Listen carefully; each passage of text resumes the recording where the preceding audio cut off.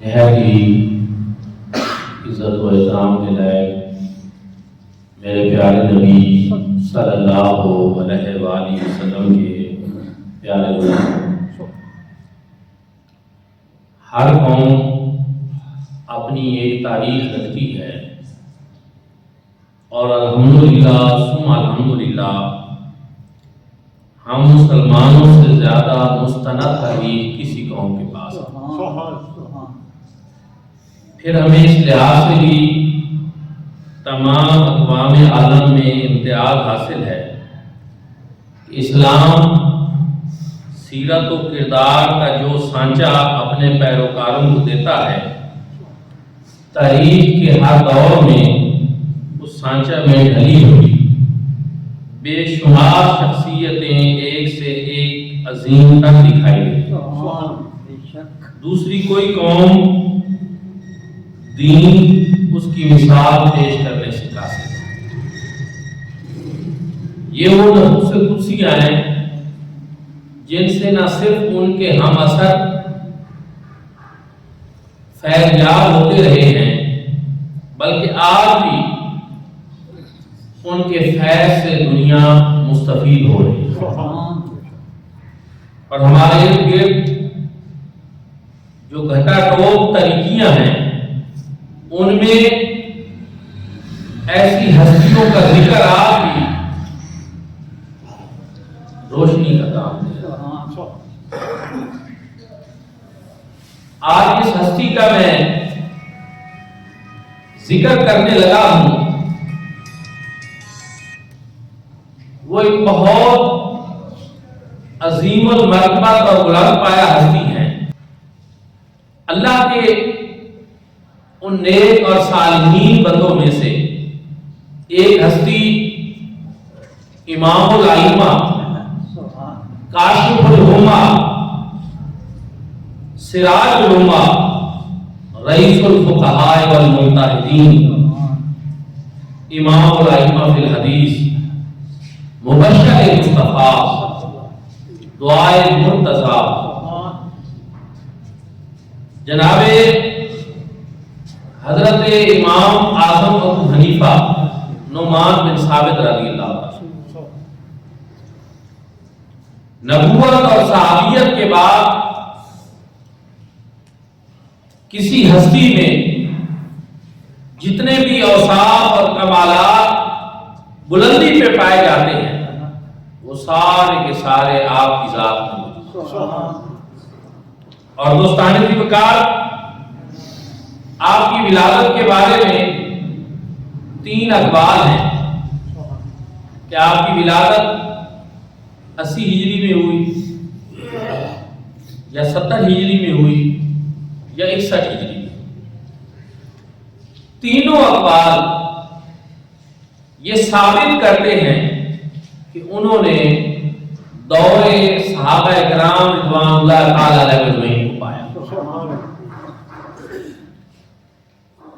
صحابہ کرام رضوان اللہ تعالی علیہ اجمعین کی زیارت کی اور بعض صحابہ کرام رضوان اللہ تعالی علیہ اجمعین سے انہوں نے حدیث نبوی صلی اللہ علیہ وسلم کو سنا۔ پھر قرآنی بشارت بھی اور حضور نبی کریم صلی اللہ علیہ وآلہ وسلم کی بشارت کا مصداق بھی ہے۔ سورۃ جمعہ نازل ہوئی، حضور علیہ السلام نے سورۃ جمعہ کی تلاوت کی، حضرت ابو ہریرہ رضی اللہ تعالیٰ عنہ راوی۔ جب اس کی یہ آیت کریمہ حضور علیہ السلام نے تلاوت کی کہ وآخرین منہم لما یلحقوا بہم وَهُوَ الْعَزِيزُ الْحَكِيمُ، تو صحابہ کرام نے حضور علیہ السلام سے پوچھا یہ آخرین کون ہے؟ حضور علیہ السلام نے خاموشی اختیار کی۔ صحابہ کرام رضوان اللہ تعالی علیہ مجمعین نے اصرار کی۔ جب انہوں نے بار بار پوچھا تو حضور علیہ السلام نے حضرت سلیمان فارسی رضی اللہ تعالیٰ عنہ کے اوپر اپنا دست اقدس رکھا اور حضور علیہ الصلوۃ والسلام نے ارشاد فرمایا لو کان الایمان عند ثریا لنالہ رجال من ہؤلاء. یہ جو الفاظ ہیں بخاری، مسلم، ترمذی، حدیث مبارکہ کی کتب میں تھوڑے سے اختلاف کے ساتھ یہ الفاظ موجود ہیں. کہیں لو کان الدین عند ثریا، کہیں لو کان الایمان عند ثریا، اور ایک جگہ پہ لو ان العلم عند ثریا. بہرحال تینوں علم، دین، ایمان، حضور صلی اللہ علیہ وسلم نے ارشاد فرمایا کہ اگر دین ثریا کو پہنچ جائے، جو ایک بہت بلند ستارہ ہے اور ستاروں کی کہکشاں کو ثریا کہا جاتا ہے، کہ اگر دین وہاں پہنچ جائے تو یہ جو سلیمان فارسی ہیں، حضور صلی اللہ علیہ وسلم نے ان کے کندھے پہ ہاتھ رکھ کر فرمایا تھا کہ ان میں سے یا اہل فارس میں سے یا ابناء فارس میں سے ایک شخص اس دین کو وہاں سے بھی پا لے. یہ حضور علیہ السلام نے ایک غیبی خبر دی، اس میں بشارت بھی ہے، اس میں غیبی خبر بھی ہے، اور اس میں قرآنی بشارت یہ ہے کہ صحابہ نے پوچھا یہ آخرین کون ہے جو اللہ رب العزت نے وآخرین منہم لما یلحقون میں فرمایا. اب تھوڑا سا سورۃ جمعہ کی اس آیت کریمہ کا پس منظر بھی آپ سمجھ لیں تو آپ کو مزید بات سمجھ میں آ جائے کہ اس سے پیچھے جو آیت چل رہی ہے قرآن پاک کی، اس میں اللہ رب العزت نے جو ارشاد فرمایا ہے کہ هو الذی بعث فی الامیین رسولا منہم یتلو علیہم آیاتہ ویزکیہم ویعلمہم الکتاب والحکمۃ وإن کانوا من قبل لفی ضلال مبین. کہ وہی اللہ ہے جس نے مبعوث امیوں میں ایک رسول انہی میں سے کیا جو پڑھ کر سناتا ہے اس کی آیتیں اور پاک کرتا ہے ان کے دلوں کو اور سکھاتا ہے انہیں کتاب اور حکمت، اگرچہ وہ اس سے قبل کھلی گمراہی. پھر اس کے بعد اللہ رب العزت نے ارشاد فرمایا امی ان میں سے ایک رسول کو تو بھیجا جو آیتیں بھی سناتا ہے، ان کا تزکیہ بھی کرتا ہے، لیکن ان کے بعد وآخرین منہم لما یلحقوا بہم، اور ان کے بعد جو آنے والے ہیں ان کا تزکیہ بھی یہی کرنا ہے. ان کو تعلیم بھی اسی کے فیض سے ملے گی. اب یہاں حضور احمد رحمۃ اللہ تعالی علیہ نے تفسیر ضیاء القرآن میں لکھا کہ علامہ امام جلال الدین علامہ روسی رحمۃ اللہ تعالی علیہ فرماتے ہیں، وہ کہتے ہیں کہ اس آیت کریمہ سے پتہ ہی چلا کہ صحابہ کے پاس بھی فیض مصطفیٰ کریم کا ہے، اور جو بعد میں قیامت تک آنے والے امتی ہیں ان کے پاس بھی فیض مصطفیٰ کریم کا، فیض ان تک پہنچے گا. فیض کا سلسلہ بند نہیں ہوا کیونکہ قرآن نے کہا ہے کہ وآخرین منہم لما یلحقوا بہم، کہ جو بعد میں آنے والے ہیں ان تک بھی حضور کا فیض پہنچے گا، ان کا تزکیہ بھی حضور فرمائیں گے، ان کو تعلیمات بھی حضور کی پہنچیں گی. چلو بال واسطہ نہیں تو بلا واسطہ پہنچ جائیں گی، لیکن فیض میرے آقا کا ہی تک. اور دوستانے سے کہا یہ قرآن بتا رہا ہے کہ بعد میں آنے والوں کے پاس بھی فیض مصطفیٰ کریم کا ہی ہوگا. اور بعد میں آنے والے ہیں کون، وآخرین کون ہیں؟ وہ صحابہ نے پوچھا حضور سے یا رسول اللہ آپ ہمیں بتائیں کہ وہ کون ہیں جو بعد میں آنے والے ہوں گے. حضور علیہ السلام نے حضرت سلیمان فارسی کے کندھے پہ ہاتھ رکھ کر فرمایا کہ علم، دین اور ایمان یہ مختلف روایت کے الفاظ ہیں. اگر ثریا کو بھی پہنچ گیا تو ان میں سے یا ابناء فارس میں سے، چونکہ وہ بھی فارسی تھے، ان میں سے ایک شخص جو ہے دین کو وہاں سے بھی حاصل کر. آخرین کی حضور علیہ السلام نے قرآن کی آیت کی تفسیر یہ بیان کی کہ ابنائے فارس میں سے ایک شخص دین اگر سریا کو بھی پہنچ گیا تو وہاں سے بھی اس کو پا لے۔ دوستان ذکر محدثین نے بالاتفاق یہ کہا۔ کون محدثین جنہوں نے بتایا کہ وہ شخص کون ہوگا؟ ان میں امام الائمہ علامہ امام جلال الدین سیوطی شافعی رحمۃ اللہ تعالی اور علامہ ابن حجر حیثمی شافعی رحمۃ اللہ تعالی اس پائے کے محدثین، اور وہ بھی حنفی نہیں شافعی، وہ کہتے ہیں کہ جس شخص کے بارے میں یہاں بشارت موجود ہے وہ کوئی اور نہیں، وہ امام الائمہ امام اعظم نعمان بن ثابت ابو حنیفہ رضی اللہ عنہ، کیونکہ وہ اہل فارس میں سے تھے، فارسی نسل تھے، اور حضور علیہ الصلوۃ والسلام نے یہ بشارت ان کے بارے میں ارشاد فرمائی تھی، اور قرآن نے بھی جن کا ذکر کیا وآخرین منہم لما یلقوا بہم، اس سے مراد امام اعظم ابو حنیفہ۔ قرآنی بشارت کا مصداق بھی وہ ہے، مصطفیٰ کریم کے فرمان کا مصداق۔ اب ذرا اس روایت سے کچھ اور فوائد بھی ہمیں حاصل ہوئے، وہ بھی آپ سماعت فرمائیں۔ ایک تو یہ کہ اس سے حضرت سلمان فارسی رضی اللہ تعالیٰ عنہ کی فضیلت کا بھی پتہ چلتا ہے کہ حضور علیہ الصلوۃ والسلام نے ان کے کندھے پہ ہاتھ رکھا، فرمایا ان میں سے، ان کی اولاد میں سے، ابنائے فارس میں سے ایک شخص وہاں سے دین کو حاصل کر لے گا۔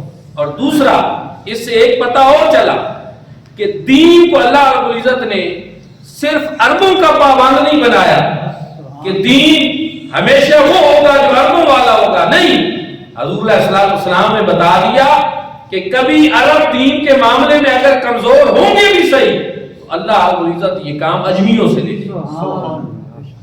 دین کسی نسل کا پابند نہیں ہے، دین عربی اور اجمی کا پابند نہیں ہے۔ عربی دین کی خدمت کریں گے تو ٹھیک ہے، نہیں کریں گے تو اللہ رب العزت دین کی یہ خدمت اجمیوں سے لے گا۔ اور آج ہم دیکھتے بھی ہیں کہ بہت سارے دین کے معاملے میں عرب کی دنیا میں بگاڑ پیدا کیا جا رہا ہے، اور الحمدللہ یہاں عجم میں دین کے ان معمولات کے اوپر لوگ کاربند ہیں۔ اس کی تفصیل کا وقت نہیں ہے، لیکن یہ میں نے آپ کو ایک اشارہ دیا کہ لوگ ہمیں کہتے ہیں کہ عرب میں ہم نے یہ دیکھا کہ وہاں ایسا ہوتا ہے، جبکہ آپ ایسا نہیں کرتے، تو ہم کہتے ہیں کہ حضور علیہ الصلوۃ والسلام نے ہمیں یہ بتا دیا تھا کہ دین کا معاملہ عرب اور عجم کی تفریق کا ہے ہی نہیں۔ دین کو اللہ نے کسی نسل کا پابند ہی نہیں کیا، دین تو ایک افاقی چیز ہے، اجمی اس پہ عمل کریں تو ان کے لیے فائدہ ہوگا، اجمی اس پہ عمل کریں تو ان کا فائدہ ہوگا۔ اور حضور علیہ السلام نے فرما دیا لا فاضل الا اجمی، لا فاضل لاجمی ولا عربی الا بالتقوی، کسی عربی کو اجمی پر اور کسی اجمی کو عربی پر کوئی فضیلت نہیں ہے، فضیلت تو تقوی کی۔ تو دوستانی رکاب، ایک تو اس حدیث مبارکہ سے ہمیں یہ پتہ چلا، اور پھر اس میں ہمیں ایک پتہ یہ بھی چلا کہ حضور نبی کریم صلی اللہ علیہ وآلہ وسلم نے جس ہستی پاک کے بارے میں یہ بشارت دی تھی وہ ہمارے امام اعظم ابو حنیفہ ہیں۔ کیوں؟ اس لیے کہ جو باقی ائمہ ہیں، امام مالک، امام شافعی اور امام احمد بن حنبل، وہ تینوں فارسی نسل نہیں تھے۔ ان میں سے اگر کوئی فارسی نسل ہے تو وہ صرف جناب امام اعظم ابو حنیفہ، اس لیے اس کا مصداق صرف وہی ہے۔ اور دوستو اور بھائیو، پھر ایک اور چیز کہ امام اعظم ابو حنیفہ نے حضور نبی کریم صلی اللہ علیہ وآلہ وسلم کے 8 صحابہ کرام رضوان اللہ تعالی علیہ مجمعین سے ملاقات اور زیارت کا شرف حاصل، اور ان میں سے ایک جو ہے وہ حضرت انس بن مالک رضی اللہ تعالی۔ حضرت انس بن مالک وہ ہیں کہ ابھی بچے تھے، حضور علیہ الصلوۃ والسلام کو ضرورت پیش آتی تھی کہ کوئی بچہ ہو جو گھر کے کام کاج کر دے، تو ان کی والدہ نے حضور صلی اللہ علیہ وسلم کی بارگاہ میں پیش کیا۔ 10 سال حضور صلی اللہ علیہ وسلم کی خدمت اقدس میں رہے، اور ان سے علم دین کون لے رہا ہے؟ جناب امام اعظم ابو حنیفہ لے رہے۔ میرے بھائیو اور دوستو، اس سے اس چیز کا بھی پتہ چلتا ہے کہ آج کے بعض لوگ جو ہیں وہ ہمیں کہتے ہیں کہ آپ کی نماز ایسی ہے، آپ کے فلاں معمولات ایسے ہیں، آپ رفع یدین نہیں کرتے، آپ ایسا نہیں کرتے، جبکہ یہ روایات ہیں۔ تو میرے بھائیو اور دوستو، کس ہستی سے کون یہ علم لے رہا ہے؟ حضرت انس بن مالک رضی اللہ تعالیٰ عنہ سے براہ راست استفادہ کون کر رہا ہے؟ جناب امام اعظم ابو حنیفہ کا، اور جو 10 سال حضور صلی اللہ علیہ وسلم کی خدمت میں۔ تو اس سے پتہ یہ چلا کہ صرف روایات کو نہیں دیکھنا، تعامل صحابہ کو بھی دیکھنا، اور اگر کوئی روایت آ جائے اور صحابہ اکرام کا عمل اس کے مطابق نہ ہو تو پھر اس روایت کو فوری قبول نہیں کیا جاتا، پھر اس کو چیک کیا جاتا، اس کے لیے معیار مقرر کیے گئے۔ تو دوستان ذکر ایک بات کی۔ دوسری بات کہ جناب امام اعظم ابو حنیفہ نے وہ ہستی ہیں کہ جن کے لیے جناب امام اعظم ابو حنیفہ کے لیے حضرت مولا علی شیر خدا نے بھی دعا فرمائی۔ ان کے دادا جان جو تھے ان کا نام بھی نعمان تھا، اسلامی نام۔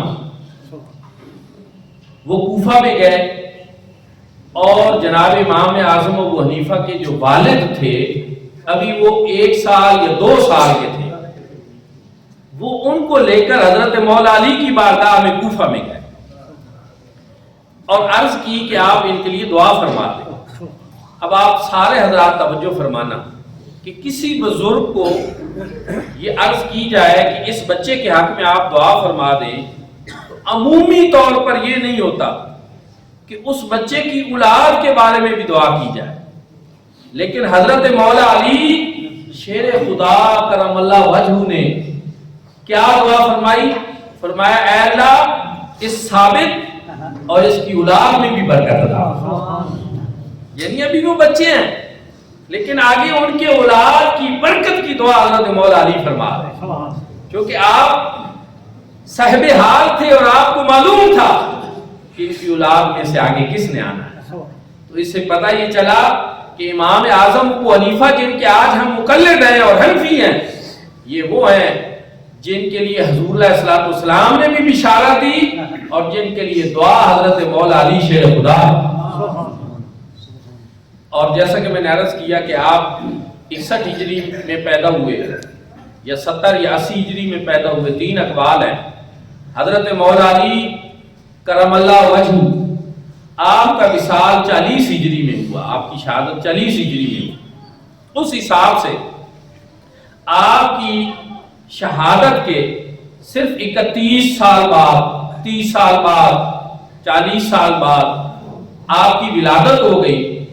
تو اس طریقے سے وہ لوگ جو حضرت مولا علی کے رفقائے کار تھے، قریبی تھے، آپ کی زیارت، ملاقات اور شرف حاصل کرنے والے تھے، ان سے بھی براہ راست استفادہ کرنے کا حضرت امام اعظم ابو حنیفہ کو موقع ملا۔ اس طرح اور دوستانی ذکر، پھر آپ نے 55 حج فرمائے، اور وہاں 55 حج جس نے کیوں وہ کتنی دفعہ مکہ شریف گئے ہوں گے، مدینہ شریف گئے ہوں گے، اور پھر ان کو نہیں پتہ چلتا ہوگا کہ یہاں صحابہ کرام سے مستفید ہونے والے تابعین جو ہیں وہ رفع یدین کرتے ہیں یا نہیں کرتے۔ ان کو یہ بھی پتہ نہیں چلا ہوگا کہ دین کا کون سا علم ان سے لینا ہے یا نہیں لینا۔ یعنی صرف کوفہ میں نہیں رہے، 55 مرتبہ آپ نے حج فرمایا، اور 55 مرتبہ آپ مکہ اور مدینہ شریف میں حج کے سلسلہ میں گئے۔ لیکن دوسری بات بھی سن لیں، 7 سال آپ مستقلاً مکہ شریف میں بھی موجود ہیں۔ امام اعظم ابو حنیفہ 7 سال دور تابعین میں آپ مکہ مکرمہ میں رہے، दौर ताबीन वो है कि जो सहाबा से बराह रास्त मुलाकात करने वालों का दौर था। मेरे भाइयों और दोस्तों, आज अगर हम उनके तरीके पे हैं, हम उनके मुकल्लिद हैं और हम उनसे फैज ले रहे हैं, तो इसका ये मतलब है कि उन्होंने फैज बराह रास्त सहाबा इकराम से और उस माहौल में रहे जिसमें सहाबा इकराम रहे और उन लोगों को मिलते रहे जिनसे सहाबा इकराम फैज लेते रहे। फिर सबसे ज्यादा उन्होंने रिवायात जो ली हैं अपने असाज़ा से। उनके असाज़ा कौन थे? जो हजरत अब्दुल्ला इब्न मसूद के शागिर्द। हजरत अब्दुल्ला इब्न मसूद वो हस्ती हैं कि जिनके बारे में हुज़ूर सल्लल्लाहु अलैहि वसल्लम ने इरशाद फरमाया कि इनकी फ़क़ाहत और इनके ऊपर मुझे इतना इत्मीनान है। इस अंदाज में हुज़ूर सल्लल्लाहु अलैहि वसल्लम ने गोया की बात की कि जो अब्दुल्ला इब्न मसूद को मेरी उम्मत के बारे में पसंद है, मुझे भी अपनी उम्मत के बारे में भी पसंद है।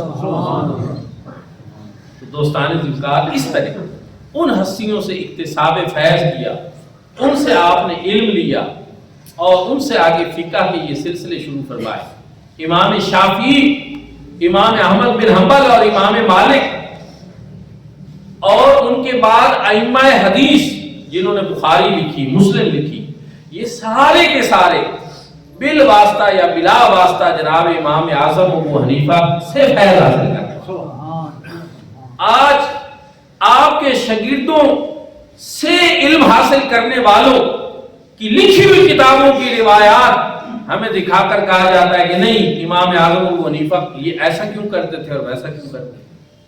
मेरे भाई और दोस्तों, जो सहाबा किराम से फैज़ हासिल कर रहे हैं, तो वो हम उनकी बात माने या उनके शागिर्दों से आगे फैज़ लेने वालों की बात माने, या फिर आज के किसी मौलवी की बात मान लें कि जो तकवा, जो माहौल, जो चीज जनाब इमाम आज़म अबू हनीफा को मुयस्सर थी, क्या आज के किसी आलिम दीन को वो मुयस्सर आ गई है कि हम इतनी बड़ी हस्ती को छोड़कर, कि वो हस्ती कि जिनके ऊपर 12 सदियों से उम्मत मुत्तबे है और उनकी तकलीफ करती चली आ रही है और उनसे फैज़ लेती चली आ रही है, तो आज हम उन सारे सिलसिलों को एकदम छोड़कर किसी और के पीछे लग जाएं, ऐसा नहीं होता। मेरे भाइयों और दोस्तों, ये अल्लाह के वो महबूबाने बारगाह हैं, ये अल्लाह के वो मकबूल बंदे हैं कि दाता अली हुजवेरी जैसी हस्ती इमाम आज़म अबू हनीफा के मुकल्लिद, ख्वाजा अजमेरी इमाम आज़म अबू हनीफा के मुकल्लिद, हजरत बाबा फरीद इमाम आज़म अबू हनीफा के मुकल्लिद, हजरत सुल्तान बाहू इमाम आज़म अबू हनीफा के मुकल्लिद है। और पूरी दुनिया में जितने मुसलमान पाए जाते हैं, जितने मुसलमान कलमा गो पाए जाते हैं, उनमें से 70% मुसलमान जो हैं उनका ताल्लुक जनाब इमाम आज़म अबू हनीफा से हनफी होने के हवाले से। इसलिए अल्हम्दुलिल्लाह हमें तो इस बात पे बड़ा फख्र है कि हम जनाब इमाम आज़म अबू हनीफा के मुकल्लिद हैं और उन्होंने जो दीन लिया उन हस्तियों से लिया जिनको दीन हुज़ूर नबी करीम सल्लल्लाहु अलैहि वसल्लम ने खुद सिखाया। इसलिए ये आज के चूंकि फितरों का दौर है और हुज़ूर सल्लल्लाहु अलैहि वसल्लम ने बाकायदा ये इरशाद फरमाया था कि कुर्बे क़यामत में ऐसे लोग आ जाएंगे जो अपने से पहले लोगों के ऊपर जुबान दराज़ियाँ करेंगे, नकान करेंगे और उनको बुरा भला कहेंगे। तो आज हम उसी दौरे पुरफितन में हैं, इसलिए हमें अपने असलाफ के नक्शे कदम पे चलना होगा, उन्हीं के साथ रहना होगा। और वो हम समझते हैं कि तकवा, इल्म, अमल, फजल, किरदार हर लिहाज से हमसे बेहतर थे। और फिर उन्होंने जो कुरान और सुन्नत से एक मसला समझा और हमें बताया, तो हम उस पर ज्यादा बेहतर एतमाद करते हैं, अपनी अकल से भी ज्यादा उन्हीं पे एतमाद करते हैं। दुआ है कि अल्लाह पाक हम सबको ऐसे महबूब, अल्लाह के महबूब और मकबूल बंदों के नक्शे कदम पे चलने की तौफीक अता फरमाए।